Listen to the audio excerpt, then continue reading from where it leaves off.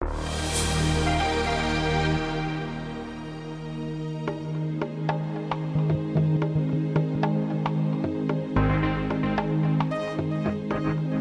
do we expect the talks then to focus on today? It's without doubt the US just wants India to lower its massive import tariffs. They currently average at around about 17%, in particular for its farming goods, and also investment rules for some of its e-commerce giants such as Amazon and Walmart, because India's e-commerce industry is expected to be worth around about $200 billion by 2027. India, in response, wants quicker and easier access for its pharmaceutical products and firms to the US market, which is already one of the biggest importers. Around 2,000 workers will be employed at this centre as e-commerce firms continue to expand throughout the country. But one of the challenges that still remains is the country's IT infrastructure, because despite the heavy investment, it still remains unreliable in certain parts of the country.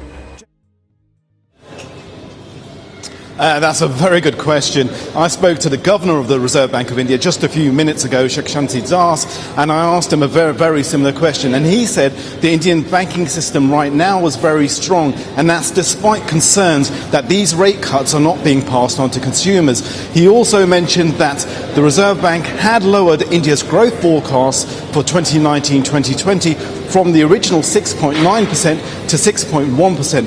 And that's over concerns over global trade spats. But he did mention that the trade spat going on right now between India and the US, he was very confident that a trade deal may be negotiated in the very near future.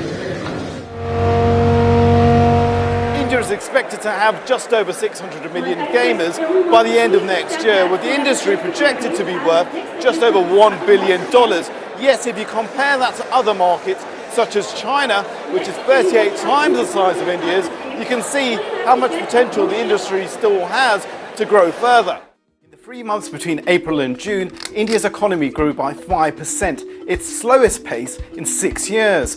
During the same period, China's economy grew by 6.2%, a growth rate it's not experienced since the early 1990s. So both sides have plenty to talk about. The comments by Nirmala Sitharaman have caused a huge stir here in India, especially among the younger generation.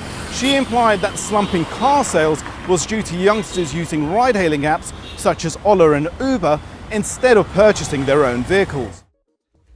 To be honest, Aaron, we've been here before. Even just 2 weeks ago, we had President Trump meet Narendra Modi to try and find a successful conclusion to these talks. They failed. And over the past few months, we've been at this exact stage, and yet no deal has been signed. So many here are not holding their breath.